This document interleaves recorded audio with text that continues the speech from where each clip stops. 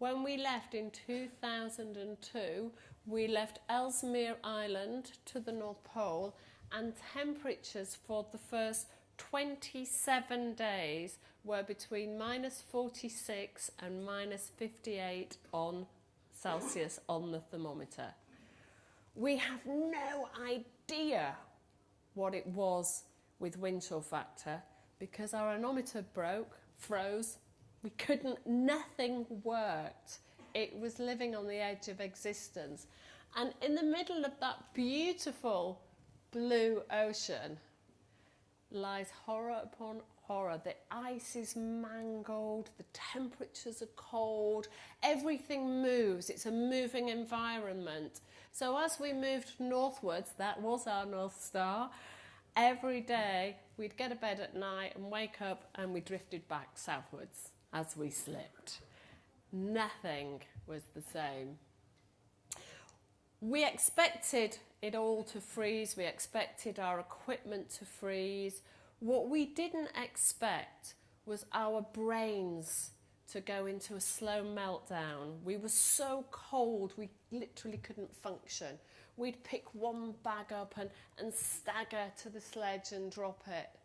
And when you're in those situations, as a leader, you can be as strong as you like, but it's not necessarily about the physical. We were all at the edges of our existence and of what we could do. So all I could really do was to be strong, to be positive, because that kept the team strong and positive. If I had hunkered down and we're not going to make this happen, then sure enough, that is exactly what would have been the team's ethos, the team's feeling.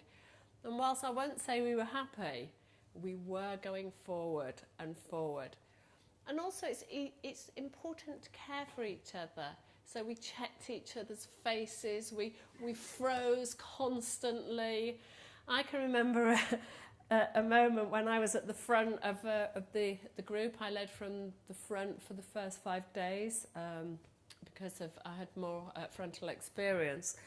And I went blind. I'm at the front of this group and they're behind me. And I thought, I've never heard of the cold making you blind. I can't see anything. My hands are frozen. And as my brain caught up, I suddenly realised that actually the ice had grown so hard and so heavy on my eyelashes, I literally had just closed my eyes. Who needs eyelashes in those temperatures?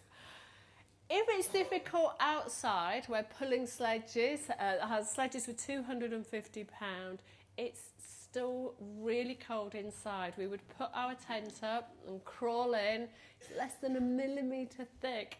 And yet as soon as we got in, we felt safe. We cooked on 2 small cookers. And we had 2 pans, one for water and one for which we cooked our food in. We melted snow, and then all we had, because we had to pull everything, all we had was a mug, a pencil, a diary and a spoon. We didn't wash or change our clothes for 80 days. 80 days. Because if we'd have kept adding to the sledge, it would have been too heavy to pull apart.